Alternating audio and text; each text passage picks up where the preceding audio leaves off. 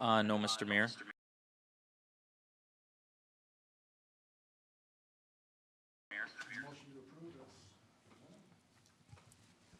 Motion to approve this. Motion to approve. I will second. All in favor? Aye.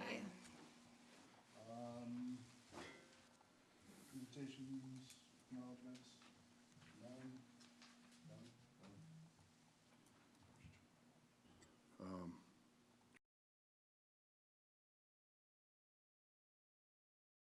Truth and taxation. Right. We are required under state statute to provide an informational meeting on an annual basis to provide an opportunity for our residents to ask questions and get information related to the property taxes for 2026. The presentation that we prepare every year has the ability to be expanded or contracted depending on who is in attendance and the level and the particular topics of the audience. But we are required to provide it regardless of whether or not there's anybody here. And so I would just ask real quick, based on who is both here virtually and who is here directly, how extensive of a presentation would you like tonight? Who are you asking? Yeah. Yeah, you're in the audience. You are our audience member. Okay. So I will do the abbreviated version if the council so directs. Go ahead. Okay. So just real quickly, truth and taxation, the informational meetings allow city staff to highlight the priorities and plans set forward in the budget, allow citizens to become informed about the impact of city council decisions on their property taxes and the services that will be provided by those taxes. And taxpayers at this meeting are not allowed to appeal their market values or classifications at this time. One, that is handled by the county, and two, that process is at the beginning of the year. The time frame to appeal is typically in the spring prior to proposed property tax notices being received, and they should call the county assessor's office. I am going to accelerate through the understanding property taxes section.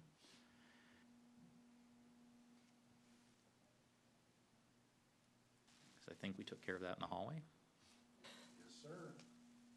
I do always like to point out how the property tax formula actually works.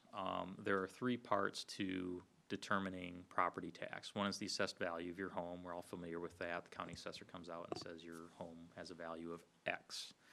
The other part is the classification rate. So under state statute, for instance, residential homestead, it has a classification.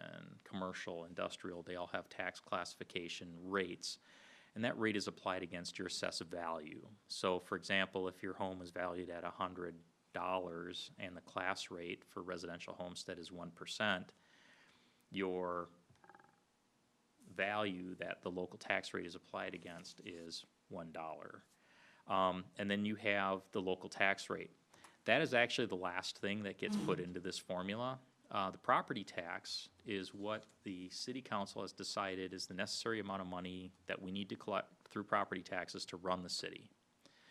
You take that end number, the assessed value, which is fixed by the county, the classification rate, which is fixed by statute, and you work backwards into the local tax rate that is necessary to collect the property taxes that we need. Does everybody follow that? So, little bit historical tax rates. You will note that the most recent data we have for a lot of these items is up through 2023, because that's the most recent data that's available for the county assessor's office, especially if it's comparable. Sometimes we'll have it up through 2025. In this case, the historical tax rates for the city shows that, generally speaking, our historical tax rate has been flat. I always like explaining to people that the tax rate is a good tool if you want to take a snapshot comparison between one jurisdiction and another jurisdiction. Some jurisdictions like to say, hey, our tax rate went down. That doesn't necessarily mean that your taxes went down. Remember, it's a number you back into, and things like tax changes in tax base, both in the amount of tax base you have, the size of it, and also the composition of it, can change your tax rate even if the amount you're levying doesn't change at all. So, little quiz for everybody. When you're looking at pre-2007, the pre-merged cities, And you see that generally the tax rates falling over that period, for those of you that owned homes during that time, what was happening? Homes were appreciating in value double digits every year in that particular housing market. So the rate did not have to be as high to collect the same amount of taxes during that window of time. Post 2026, 27, what was happening in the housing market then? Homes were depreciating by about the same rate, and as a result, the tax rate needed to be higher at that time to collect the same amount of money. So I don't like, I think that tax rate is a useful tool, but it's a limited tool. And as a community, we generally talk about tax impact. What has been the change of taxes you pay over year or over a period of time? And the chart that we have here basically takes the typical home and the changes in taxes paid by that typical home over time. And you'll see a couple of things that pop out. One, there was relatively limited change in property taxes paid by those homes for about a decade. And then you'll note in the mid-teens that that amount started to go up, and you'll see a constant theme here. That was being driven by a couple of things. Our levies were going up because we had debt service that we were paying for projects and things. Generally, I'll get into the house analogy in a little bit, but basically our infrastructure was aging, and we were seeing an increased demand for services, and so we needed to add resources to be able to provide those services. And so we saw that increase basically over the last 10 years as those changes were happening. Now, one of the ways in which we can measure it, though, is per capita spending. This is a way that we can not only look at ourselves, historical data from the Office of the State Auditor, but it also, and we'll have this later in the presentation, allows us to compare it to other cities. One of the things you'll know is that while our levy was going up, if you look at how much we were spending per person in the community over that time, there hasn't been a substantial change over the 15 years that we've since the merger. There has been a bit of an increase in recent years, but some of that spending has gone up because we have a larger population, in part, than we did previously. When we look at our total expenditures, that is also seen a general upward trend in recent years, and I'll be honest, I expect that to continue as we move forward in time, as we increase services. We just talked about adding police officers over time and other staff to be able to maintain the infrastructure that we have, which is starting to age. When we look at the percentage of change, not the nominal value, but the percentage of change from 2000 through today, you'll notice that between 2000 and 2006, there was a pretty steep climb in the total expenditures that we were expending as a city. During that time, we were moving from what would have been a very low base for service levels. We were actually provided less services than a lot of townships do. And you'll notice and we were growing during that time period, but there was another thing that we had duplication. We had the overhead of operating two separate cities, and you'll notice that coincident with the merger of the two cities in 2007, you'll see a marked change in the rate of increase in our expenditures over time, in part from the efficiencies of the merger and the economies of scale of the organization we had as we were moving forward. Now, if you look at the change, or that was change in population, growth period. So if we look at the change in current expenditures, you'll notice that we had that same increase, that it started as we moved into the merger, it flattened out, but as we move forward in time, it's starting to increase again to be relative to the growth in population in the community. Levies have increased over time. That does not necessarily translate into tax impact because we've also had growth in our tax base over that same time period. Primary drivers for change. As we look at our community, the number one driver in the change in our levy over time is debt service. And debt service is associated with projects, replacement, repair of infrastructure, and replacement and purchase of major purchases like major pieces of equipment, plow trucks, large loaders, those types of things. I always use the analogy, if you have a house and you buy it and it's brand new, you have 20 years before you start having to replace the windows, the HVAC, the roof, the driveway, all of those things you don't have to put in a lot of money. Most of our community was built in the early 2000s in a relatively short window, and now that stuff is 20 years old, and now we have streets that need to be replaced, reconstructed. We have pieces of equipment which are older, which now need to be replaced.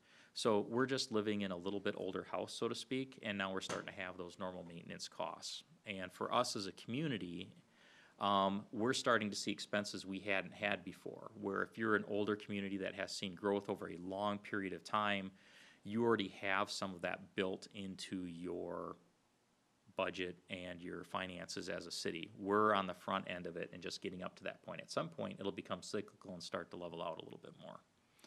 The other part is personnel. We have had a significant increase, and every council person has heard me tell this story. When I started with the city almost 22 years ago, the level of service expectations in the community were I want my street plowed, I want the street lights to come on, I want stuff to come out of the faucet, and I want it to go down the drain. Beyond that, I'm not expecting a lot.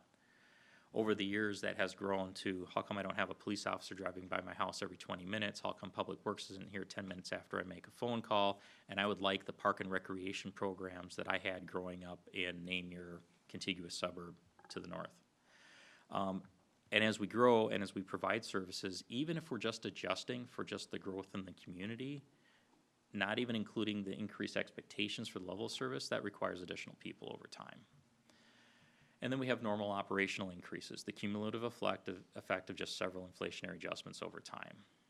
On the debt side, I do want to commend the councils over the years. We have a tool that other cities don't. It's our Capital Projects Fund. We use it to shave off peaks and fill in valleys with regards to our debt service over time. Our use of that tool has done two things. One, it has allowed us to keep our actual levy for debt service lower than the actual debt service change, and it has allowed us to shave off those peaks and valleys over time, so the impact year to year on our budget is much more limited. So the actual levy, how much do we actually tax people within our community? When we look at the per capita levy, how much do we levy in property taxes per person in the community? You'll note that is relatively level for about a decade, and you saw that increase, and it ties back to those things. Debt service, increased level of services. I always recommend that you have to be careful when you compare yourself to others. If you put it in, again, that household analogy again, you might look at the Johnsons next door and do comparisons about their finances, but their circumstances are different than yours. So while you can take a look at it at a high level, everybody's circumstances are different, but it is human nature to do comparisons. And so we do annually a comparison of where we are. So 2023 is the most recent comparative data that we can get from the Office of the State Auditor. And when we look at that and we look at current expenditures, and for purposes of this is basically public safety, public works, parks, City Hall. Everything that's not debt service or capital outlay, we're pretty similar in what we spend per person relative to a lot of our neighbors. We are definitely not out of line. When we look at capital outlay, we're also right in line, but I should say that capital outlay, if you think about it, is paying cash for stuff, and debt service is putting it on the credit card. And in both of those areas, we're pretty much middle of the pack for folks that are in the neighboring areas. Now, I do have to point out that when we look in each of these areas, give me 1 second, that when we compare ourselves across the state, even though we're comparable to our neighbors, we're in the bottom fourth compared to other cities across Minnesota with regards to what we spend per resident. We are not big spenders as a community.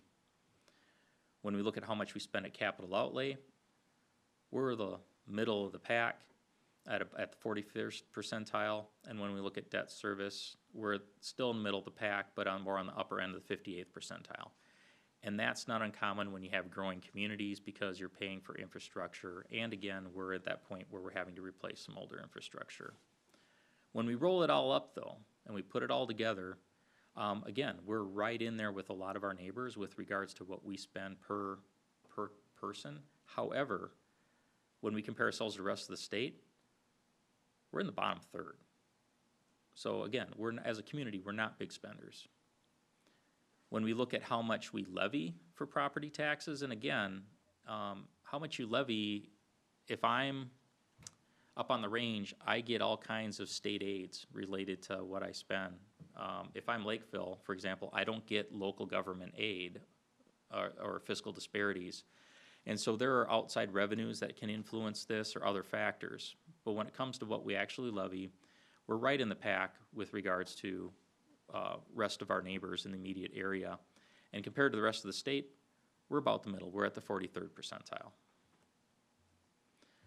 Now, when it comes down to how much we levy for property taxes, and we take a look at our neighbors, and you take the average valued home, which is around $398,000, you'll see that we're a little bit better than the exurban communities in our part of the region. And you'll see that we're pretty comparable to some of the suburban communities in our part of the region. Now, the one thing I do have to have people keep in mind is when you're looking at a house in Lakeville, that's $398,000, that is not the same house that you get in Elko New Market for $398,000. And if you were to make adjustments for the home you get, and how much taxes are paid, you would see places like Belle Plaine and Jordan might come down a little bit closer to what we're levying per that typical home, and you would see Shakopee, Lakeville, and Prior Lake probably move up. So again, I think at the end of the day, we're right in the pack with a lot of our neighbors from a comparative standpoint. Should talk about our general fund reserves. If you go back in time, pre-2004, pre-2007, the pre-merged communities of Elko and Newmarket were not doing so great. We only have back to 2005, but I can tell you as you go back to the early 2000s, Elko was negative at points, and so was the city of Newmarket. In 2007, the cities merged, and we went from smaller communities which are struggling with their general fund balances to, within a matter of years, moving up to what was considered a healthy fund balance. And in fact, we went from cities whose credit rating went from being unrated to a AA plus level, which for a community of our size, at the time we achieved that rating, there was only one other city under 5,000 that was able to achieve that, and that was Minnetonka Beach, and there's a really good reason why they could get that credit rating. So we have definitely over time also improved, as we've done these other things, the financial health of the city. Quick conclusions, we strategically allocate and make very efficient use of the resources available to us as a city. We do a good job of providing value, so we control costs relative to increased services. And then the last part here is to talk about the budget. I know that the council had just went through the draft budget and the work session prior to that, but for anybody that might be watching this on video, I'll just go through it if the council's okay with that in a very abbreviated fashion. So the budget basically identifies the revenues and expenditures we expect as a city. It's the basis for the levy that we levy property taxes, the rates and fees that we charge. It's a tool for implementing council policy, vision, and goals, and it's a way of allocating finite resources. The needs and wants of the community always exceed the resources that are available, and the budget is one of the ways in which the council prioritizes those resources to try and meet them. It also serves as a directive of staff. Once the council's approved the budget, staff is enabled to then use that resource and put it to work to deliver those services. The levy itself is the total amount of property taxes that we collect as a city for our general operations, our capital expenditures, and to pay debt. There are a number of things that impact the budget that we have to keep in mind. One, there is increasing development interest in the community, which translates into plat activity. It means that there's tax-based growth. We have, as we just talked about, strong general fund reserves. Our surveys indicate that we have strong approval of the rating for the level of services we provide, so we're meeting the expectations of our citizens, and our surveys also show that there's satisfaction with the value of city services, meaning that people feel that they're paying a fair amount for the services they receive. A couple of other items, though, we have limited commercial lot inventory. There isn't a lot of commercial property within town that's ready to go, so that places some limitations on your ability to grow your commercial tax base. We have limited utility fund reserves. That is changing over time, especially with large industrial users that have come into town. That's helping us improve the financial health of those funds. We have increasing demand for level of service expectations. I talked about that earlier in this presentation. But we continue to see increasing expectations from our residents related to the services they provide, or we provide as a city.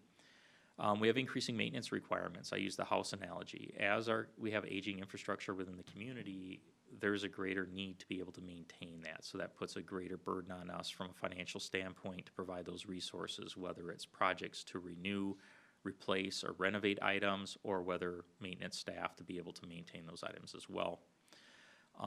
Also major capital projects, infrastructure, equipment, facilities, and then also there's finite capacity in the capital projects fund. I had shown in an earlier slide how we've been able to use that and leverage it to limit the impact of debt service costs on our residents and their property taxes. However, we are reaching the capacity of that, and so we'll have a bigger impact from debt service as we move forward in the future.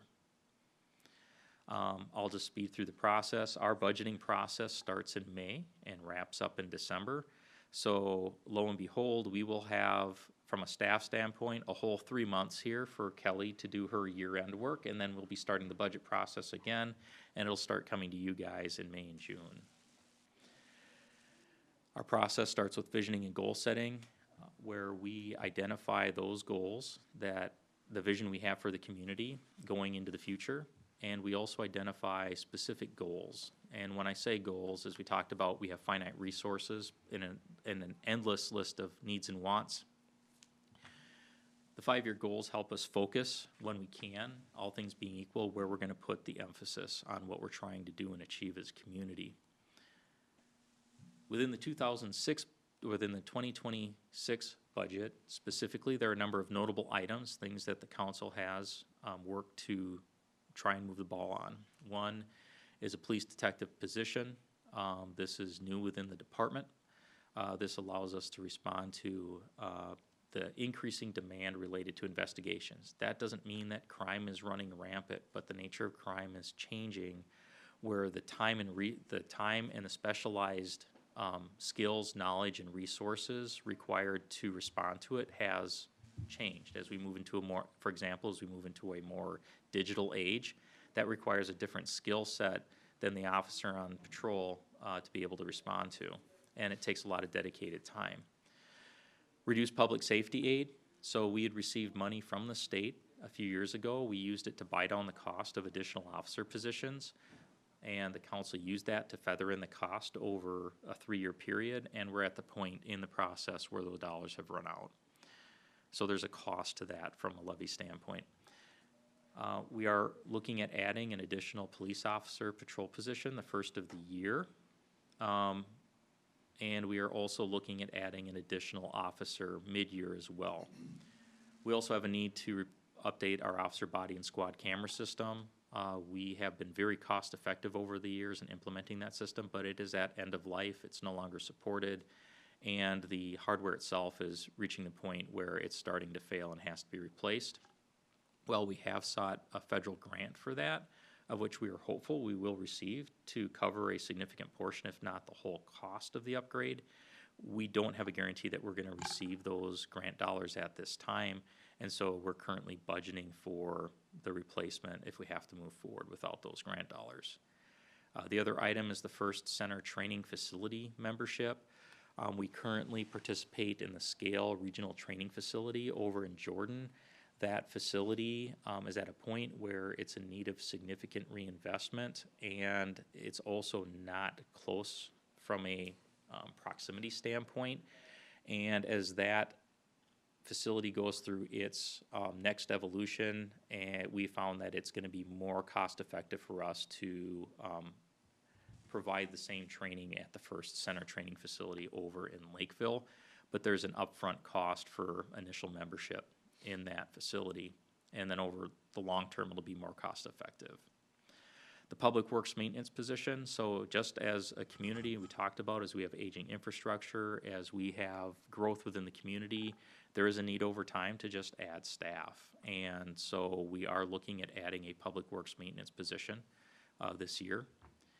Reallocation of Public Works salary expense. This gets a little bit into the weeds from a finance standpoint, but you want to properly allocate your costs where they belong.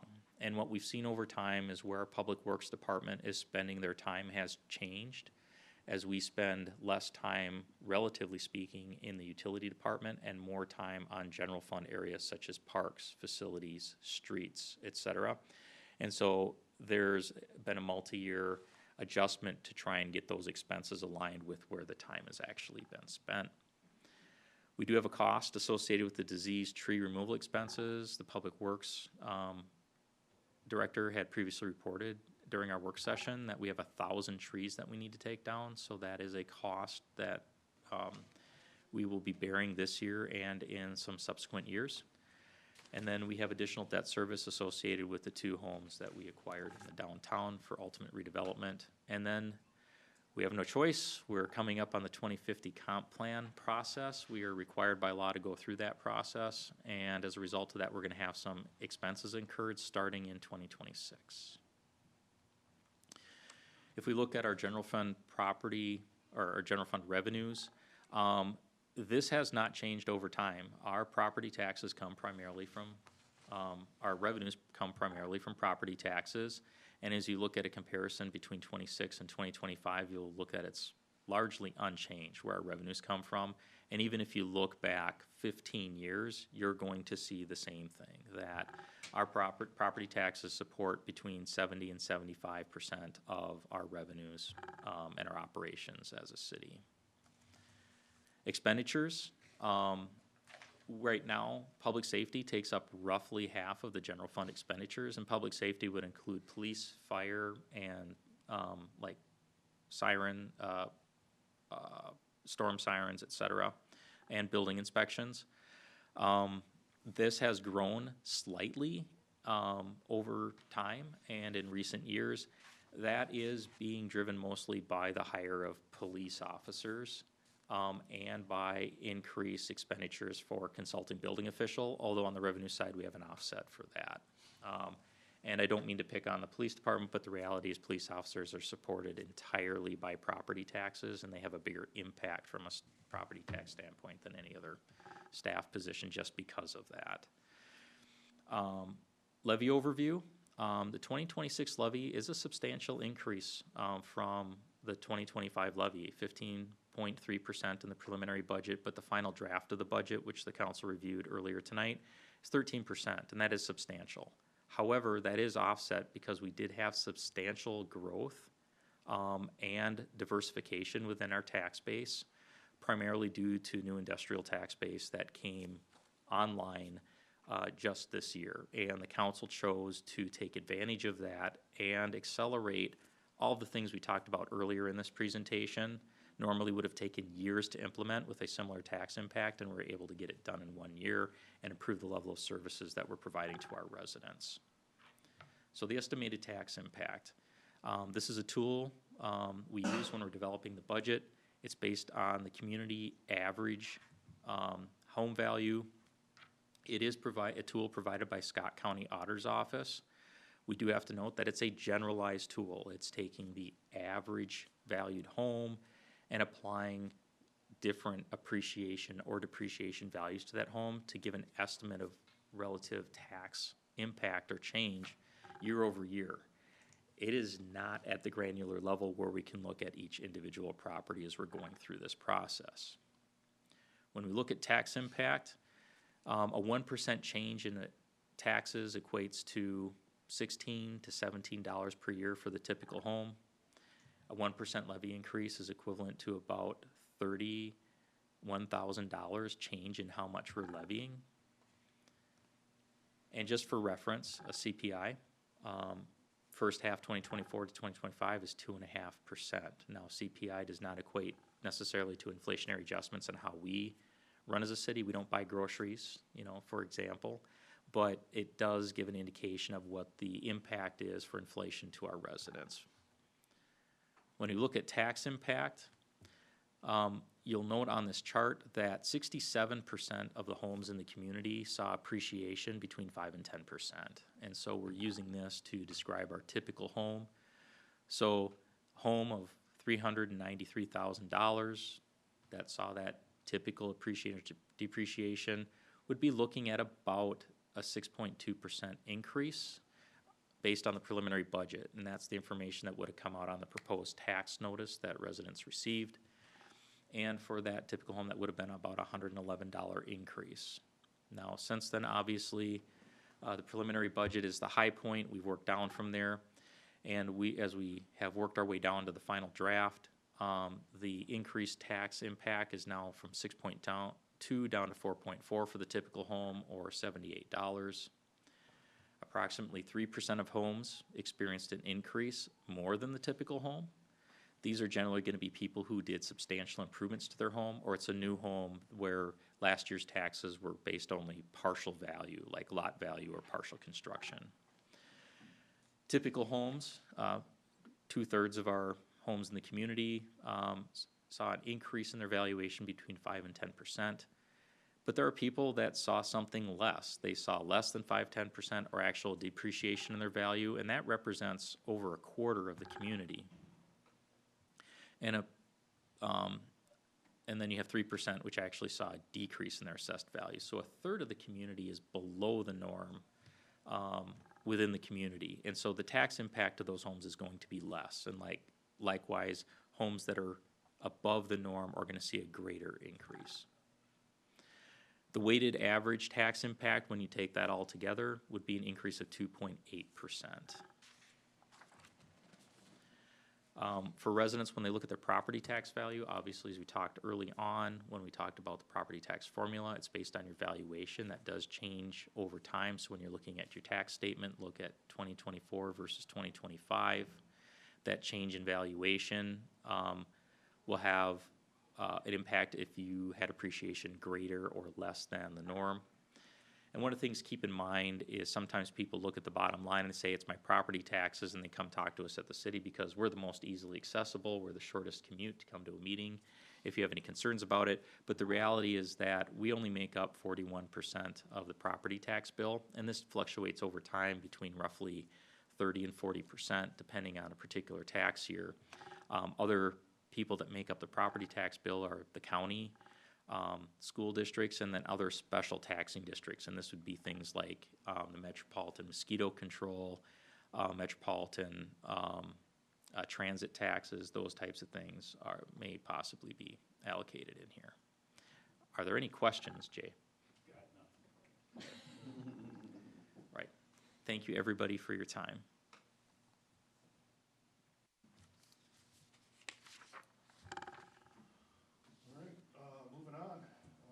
Comment, Jay, do you have anything? I got nothing. No? No, is there anything else? Public comment open, public comment closed.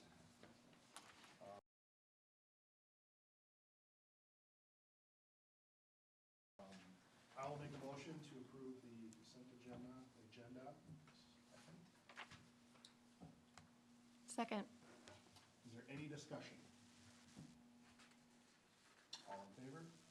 Aye. Congratulations, Jay, on your reappointment as fire chief. One note on that. Item E, I believe. One note on that, we'll be doing the official swearing-in ceremony after the full command staff has been appointed by the council, so that will be early next year. Well, was that my time to object?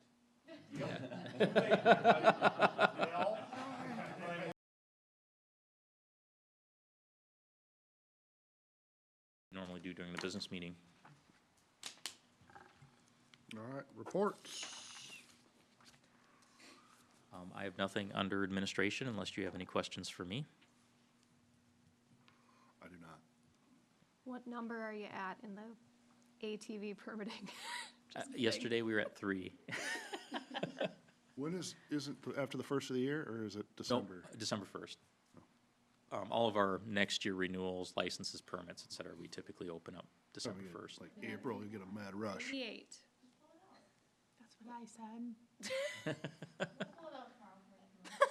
Yeah.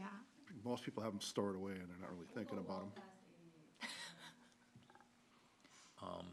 No, we had a line, December 1st, we had a line going out into the parking lot for people, mostly people reserving the park shelter.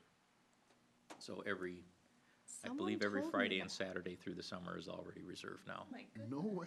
Yeah, I can't remember who, someone came here for something different. Well, let's get the old station remodeled so we for can their rent that one out ATV too. permit, and he's like, there If was it's- all kinds There's of like 10 people cars there, in the and I parking don't know lot. why. At 8 o'clock in the morning. Like, Wow. Oh. It's grad parties, It's wedding township receptions, family people too, not reunions. People from Yep. Texas, yeah. Well, that's good. How much does that cost to reserve that? It's only like $150 for a resident. It's very, very cost effective given the cost of venues. And we did have to set a hard date because Steph used to get people calling like, I'm gonna have my kid graduates in 4 years. Can I reserve the date? So, All right, Cory. My official report will be in the next council packet. Snowed a couple times in the past week. It was good to get out there and not cause a ton of damage because there was a little bit of light snow, but the long day of snowfall wasn't great for cleanup because it got packed down.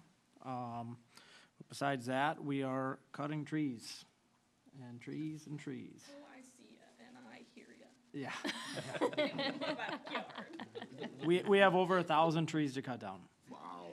So we're at 62 in a week and a half. So we have a lot to do, but we're trying to tackle the worst ones right now, the ones that are hanging over people's fences and stuff like that. But it'll be a long process, and they probably won't want to cut any more trees. Hopefully it warms up for them. Yeah, hopefully. It can't be fun. Well, I mean, 10 below out there it's cutting. better than 90 degrees. It's true, but And then you don't have leaves, and so it's actually not bad with not a lot of snow out there, and it's perfect time to do it. So we rented a lift for a month and try to get all the bad ones and go from there. But that's all I got. all right, Chief.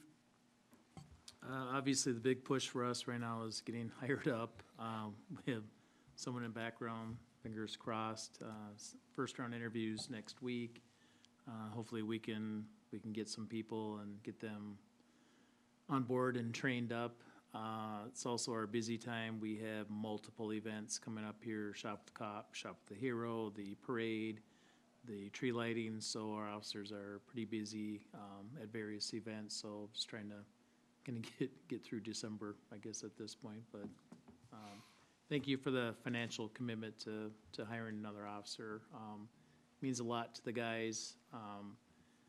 You guys know the reason why we're asking, and I know that's hard because it's not like the call volume is saying, oh my God, we gotta have more officers because we're running from call to call. But that commitment to kind of that trying to get to 24/7, trying to have officers to have partners on more than what they currently do, that means a lot to them. So thank you for that. That's it. Nobody from fire unless you have something that Go they get want to them relay. over there. Is there Yeah, a go meeting? grab a couple of them. Hey, what do you guys got? Yeah. Jay said he's coming over at 7. Oh, okay. Well, all right. We'll give them a minute then and We'll delay. Luke. Yeah, nothing formal for engineering. Construction obviously is all but halted at this point pretty well. Yeah, I can hit you with a joke if you want one. We're waiting. Of course. All right. It's almost like an well, expectation now. we should say that we It did is an have a meeting expectation. earlier this week to talk about the transition. Yeah, so I guess, yeah, more to come on this, but yeah, we had a meeting just to talk through transition, as you guys might be knowing that Rich is working towards retirement here. So starting the first of the year, you'll see a lot more of me. I'll be 100% attendance here at the council meetings for the most part. Rich will still be around and working on some stuff, but just at a little bit lesser rate, and hopefully getting me a little more involved. So hoping to be with you guys for some time here. So, but yeah, more of that transition will be kind of look at the first of the year to kind of make that more formal. And with that, I'll hit you with the joke here. What do you call a snowman with a six-pack? An abdominal snowman. Anything else anybody has for me? I can happy to answer any questions too. Yeah. 100%.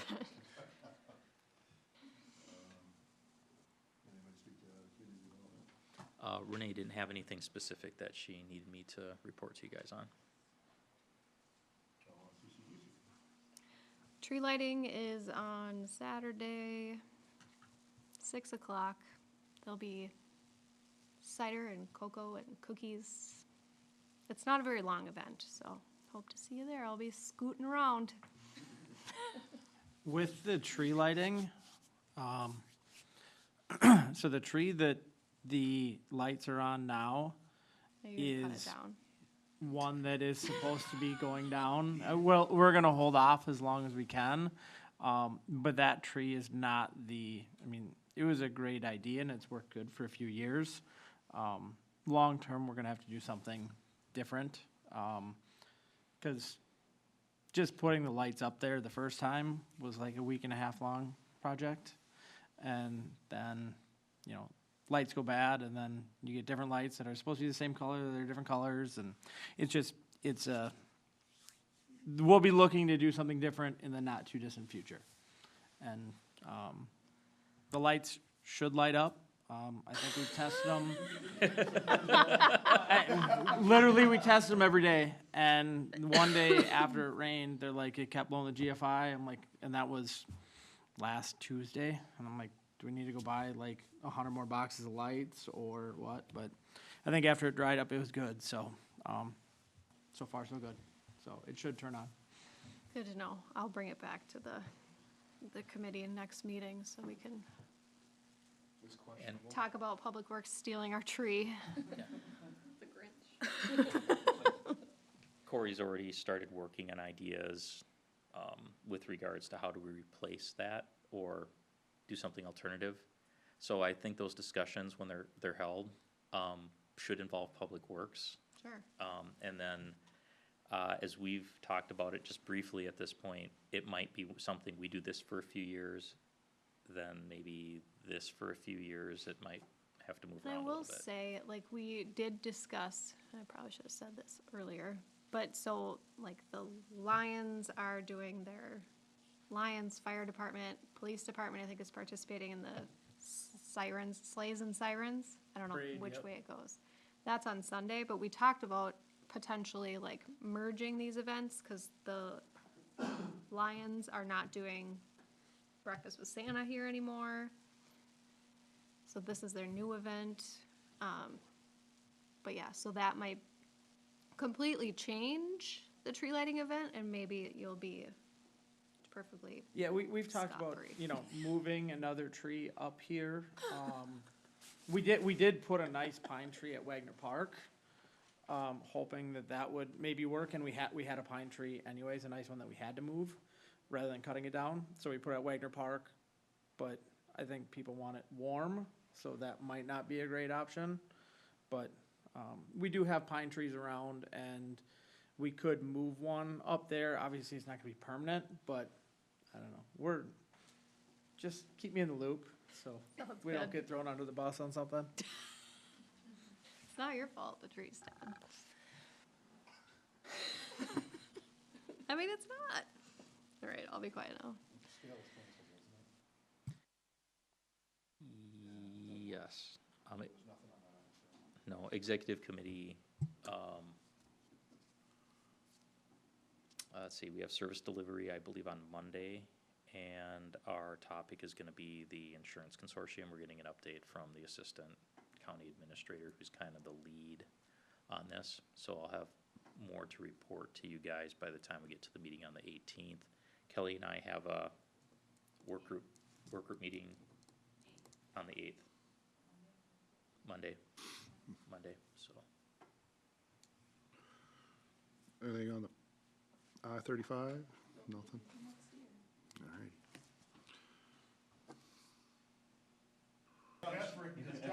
Do you have anything for, I got nothing, it's been pretty quiet for us lately, so we got really nothing going on. we've already burned through the report. We're good. All right, thanks, guys. All right, no public hearings, no general business, reports are done. Any discussion? For us? No? I'll make a motion to adjourn. I will second. Any discussion? All in favor? Hi. Aye. Adjourned.